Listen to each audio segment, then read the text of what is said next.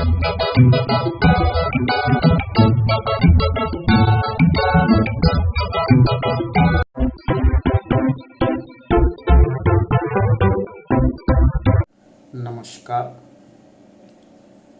आज की इस वीडियो तासिका में हम संपादन कला के सामान्य सिद्धांत अर्थात समाचार संपादन के आधारभूत तत्व, इस विषय को लेकर चर्चा करेंगे। संपादन कला के सामान्य सिद्धांतों को ही संपादन के आधारभूत तत्व माना जाता है, यह मैं सबसे पहले यहाँ पर स्पष्ट करना चाहूँगा। संपादन की दृष्टि से किसी समाचार संपादन के मुख्य रूप से शीर्षकीकरण, पृष्ठ सज्जा, आमुख और समाचार का ढांचा, ये प्रमुख चार तत्व हैं। ये प्रमुख सामान्य सिद्धांत हैं। इसका अर्थ यह है कि किसी भी समाचार पत्र के संपादन की दृष्टि से चार बातें बहुत मायने रखती हैं। सबसे पहले समाचार का जो शीर्षक होता है वह किस तरह से होना चाहिए। समाचार पत्र का हर पृष्ठ, उसका पृष्ठ विन्यास कैसा होना चाहिए, उसका सजाने और संवारने का तरीका क्या होना चाहिए।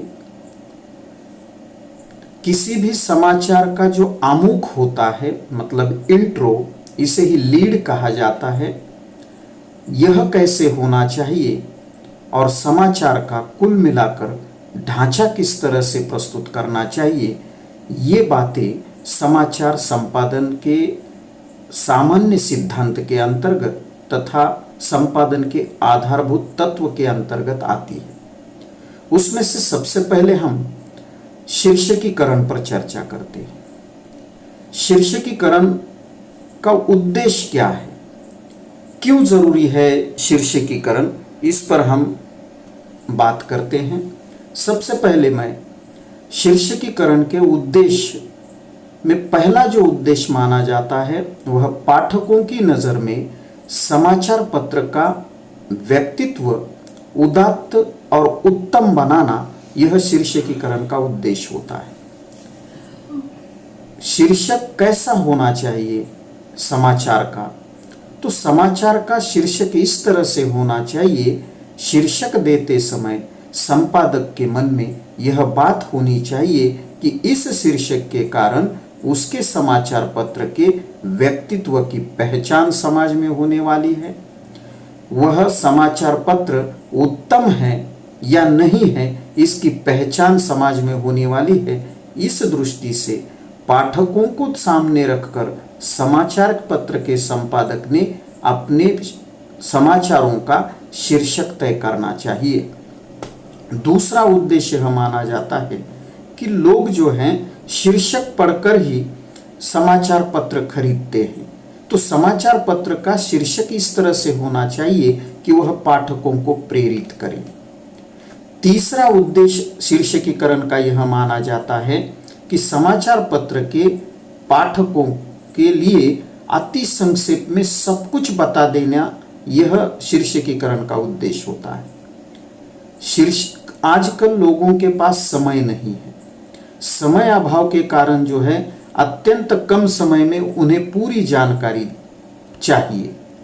ऐसी स्थिति में समाचार पत्र का जो शीर्षक होता है वह शीर्षक सब कुछ बता देने वाला होना चाहिए। और इस दृष्टि से समाचार पत्र का यह भी एक उद्देश्य है कि समाचार पत्र के पाठकों के लिए अति संक्षेप में सब कुछ बता देना। चौथा उद्देश्य शीर्षकीकरण का यह माना जाता है कि विभिन्न प्रकार के जो टाइप होते हैं, जो फॉन्ट होते हैं अक्षरों के, उन टाइपों का प्रयोग कर पृष्ठ सज्जा को सुंदर बनाना, यह भी शीर्षकीकरण का उद्देश्य होता है कि किसी समाचार पत्र के पृष्ठों को सुंदर कैसे बनाया जाए। तो इसमें उन अक्षरों का अत्यंत महत्वपूर्ण जो है एक भूमिका होती है। उस दृष्टि से समाचार पत्र का शीर्षकीकरण ही उस पृष्ठ को सुंदर बनाता है। और अंतिम जो उद्देश्य माना जाता है शीर्षकीकरण का कि रुचि के अनुसार समाचार खोजने में सहायता करना, कि लोगों को ये आदत पड़ चुकी होती है कि कौन से समाचार पत्र के पन्ने पर, पृष्ठ पर कौन सा समाचार आया है। तो इस दृष्टि से शीर्षक क्या करता है, शीर्षक लोगों की मदद करता है कि उनका जो समाचार है वह किस पृष्ठ पर है, ऊपरी हिस्से पर है या निचले हिस्से पर है या बीच में है, बाईं ओर है या दाईं ओर है। इस दृष्टि से रुचि के अनुसार समाचार खोजने में सहायता करना भी शीर्षकीकरण का उद्देश्य होता है। तो ये शीर्षकीकरण के उद्देश्य हैं। इसके बाद हम शीर्षकीकरण के समय कौन सी बातों का ध्यान रखना चाहिए इस पर चर्चा करते हैं कि किसी भी समाचार का शीर्षक उस समाचार का प्राण होता है। शीर्षक समाचार की आत्मा कहा जाता है। शीर्षक अगर ठीक नहीं है तो वो समाचार भी ठीक नहीं बनता है। शीर्षक के माध्यम से ही समाचार पढ़ने के लिए पाठक प्रेरित होता है। शीर्षक पढ़कर वह यह तय करता है कि यह मुझे समाचार पूरी तरह से पढ़ना है या नहीं पढ़ना है। कई बार ऐसा भी होता है कि शीर्षकों से ही समाचार पत्र में कौन सी विषय वस्तु दी गई है यह भी समझ में आती है। शीर्षकों का विस्तार समाचार के महत्व को दर्शाता है। इस दृष्टि से शीर्षक किसी भी समाचार की दृष्टि से अत्यंत महत्वपूर्ण होता है। डॉक्टर प्रीति व्यास जी ने शीर्षकीकरण के संदर्भ में 20 बातें ऐसी बताई हैं जो संपादक को हमेशा याद रखनी चाहिए। वह 20 बातें कौन सी हैं?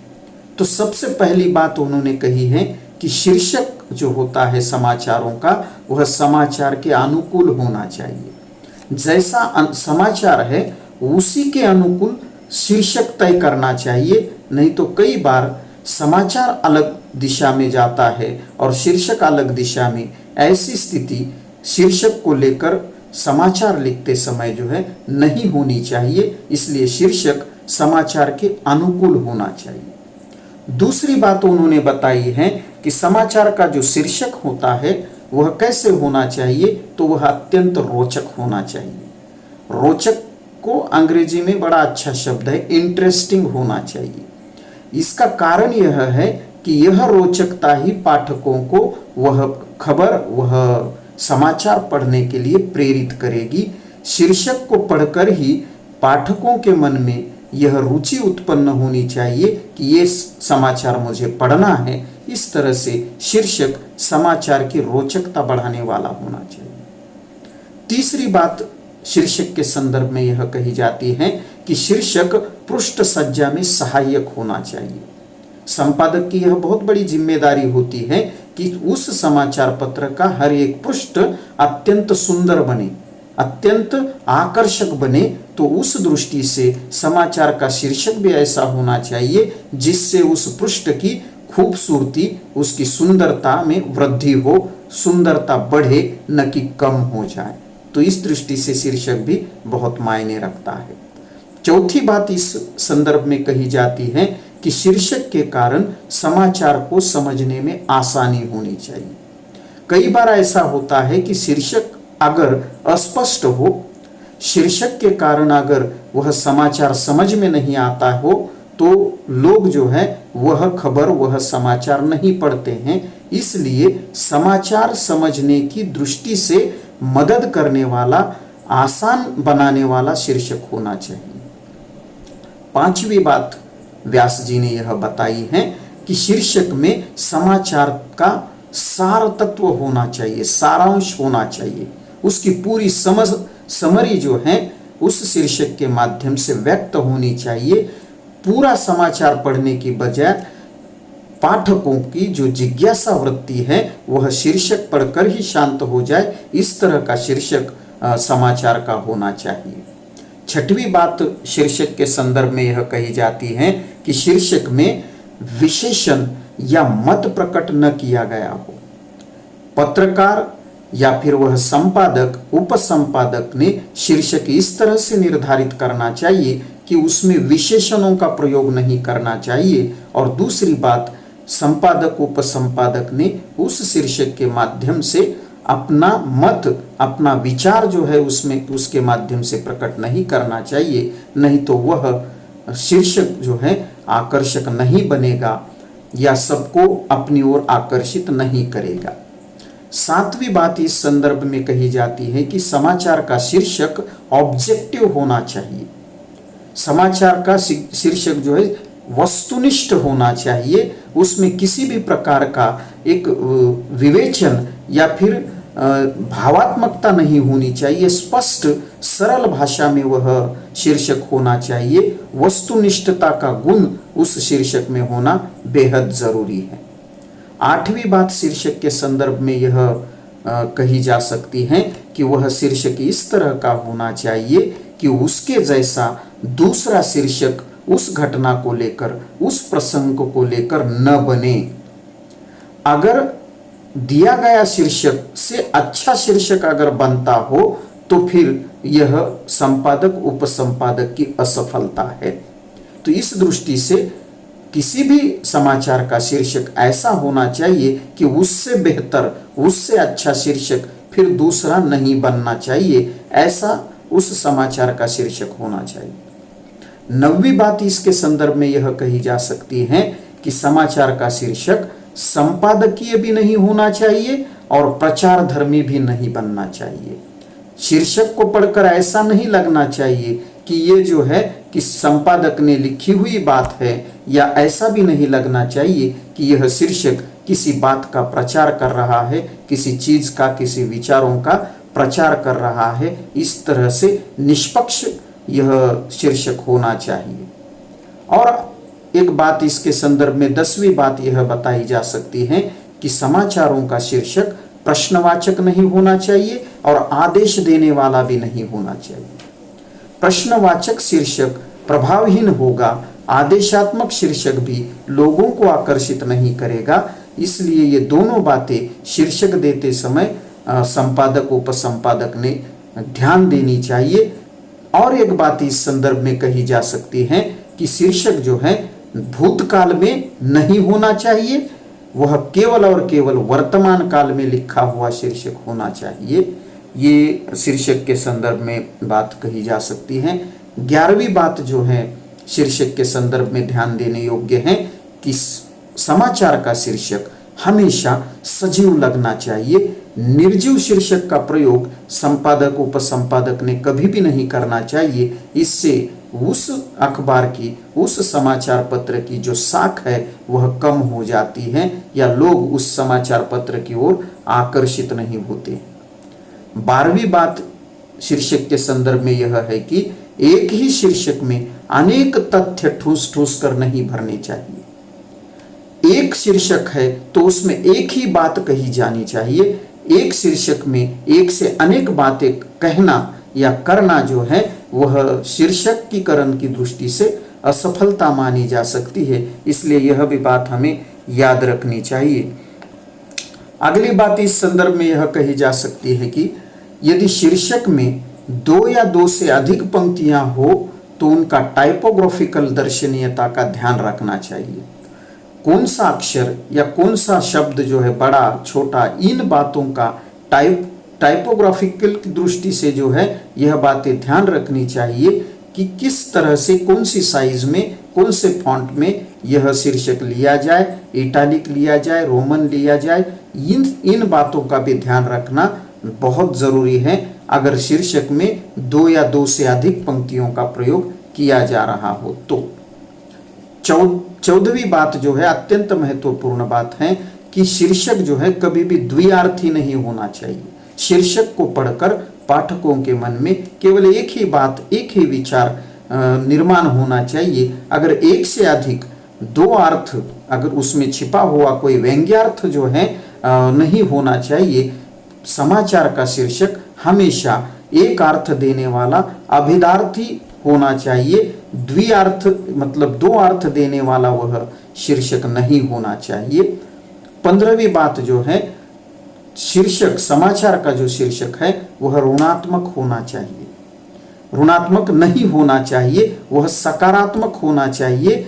नकारात्मकता जो है उसमें नहीं होनी चाहिए। इसका भी ख्याल संपादक उपसंपादक ने रखना चाहिए। 16वीं बात इस संदर्भ में यह कही जा सकती है कि शीर्षकों में कई बार व्यक्तियों के नामों का उल्लेख करना बहुत आवश्यक होता है, लेकिन यहाँ पर ध्यान यह देनी है कि शीर्षक में किसी भी प्रसिद्ध व्यक्ति का जब नाम दिया जाता है तो पूरा नाम देना आवश्यक नहीं है, पूरा नाम नहीं देना चाहिए, बल्कि केवल नाम या फिर उपनामों का प्रयोग वहां पर करना जरूरी है। इससे वह शीर्षक आकर्षक बनेगा, प्रभावी बनेगा। शीर्षक का प्रारंभ जो है कभी भी क्रिया से नहीं होना चाहिए। यह शीर्षक के संदर्भ में 17वीं बात हम कह सकते हैं कि क्रिया से कभी भी शीर्षक का प्रारंभ नहीं करना चाहिए, क्रियापदों से शीर्षक का प्रारंभ नहीं करना चाहिए। 18वीं बात इस संदर्भ में कही जा सकती है कि यह ध्यान रखें कि एक ही शीर्षक में किसी शब्द या भाव की पुनरावृत्ति ना हो।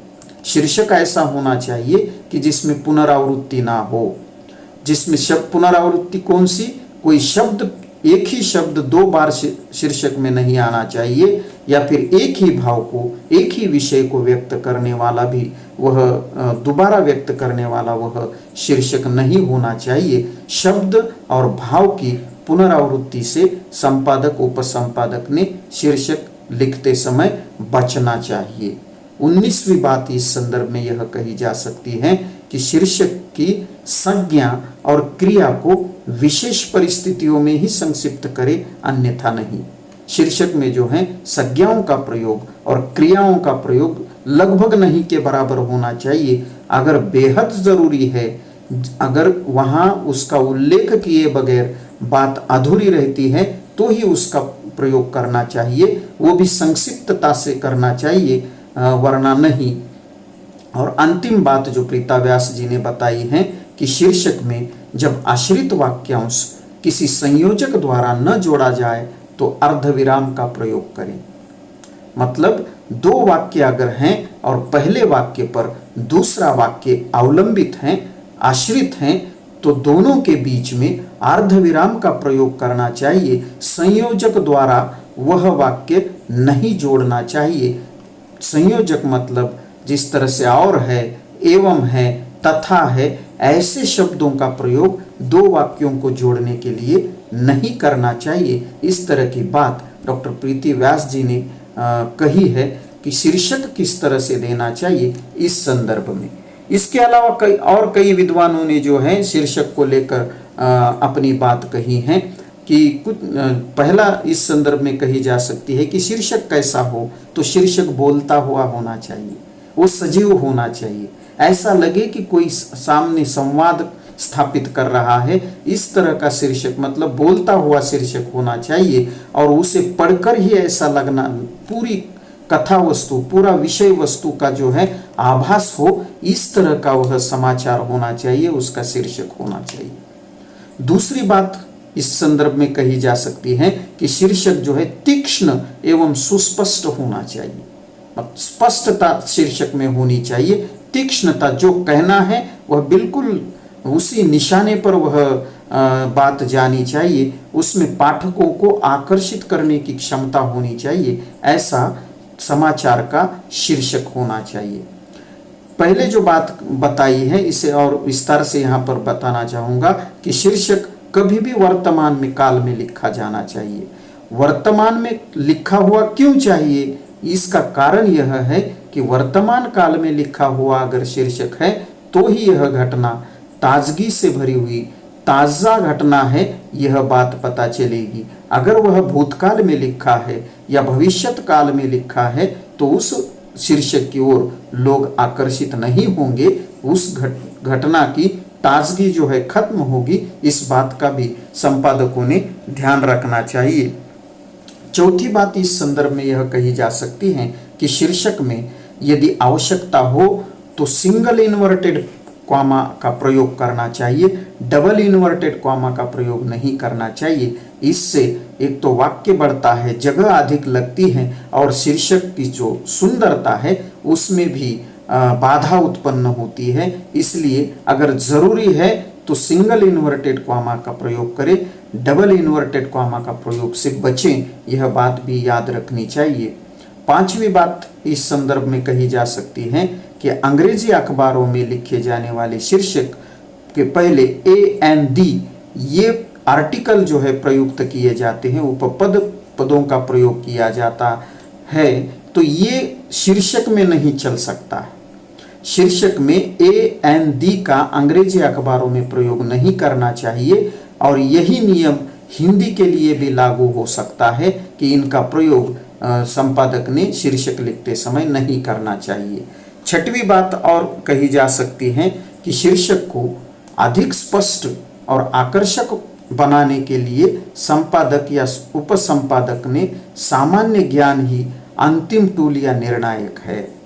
मतलब सामान्य ज्ञान के आधार पर ही संपादक और उपसंपादक ने शीर्षक को स्पष्ट और आकर्षक बनाना चाहिए। ये संपादक और उपसंपादक की कुशलता और उनकी चतुराई या उनकी जो बुद्धिमत्ता है, इस पर जो है उन्होंने यह बात कही है कि शीर्षक स्पष्ट हो, आकर्षक हो और इसके लिए संपादक किसका प्रयोग करे तो अपने सामान्य ज्ञान के आधार पर इसका निर्णय ले, यह बात कही जा सकती है। शीर्षक में यदि किसी व्यक्ति के नाम का उल्लेख किया गया जाना आवश्यक है तो उसे एक ही पंक्ति में लिखे। नाम तोड़कर जो है ऊपर एक नाम लिखा है और नीचे उपनाम लिखा है, इस तरह की पद्धति का प्रयोग ना करें। अगर ऐसा किया जा सकता है तो शीर्षक का पूरा सौंदर्य खत्म हो सकता है। इसलिए एक ही पंक्ति में नाम का उल्लेख होना चाहिए, पूरा नाम उसमें ही आना चाहिए।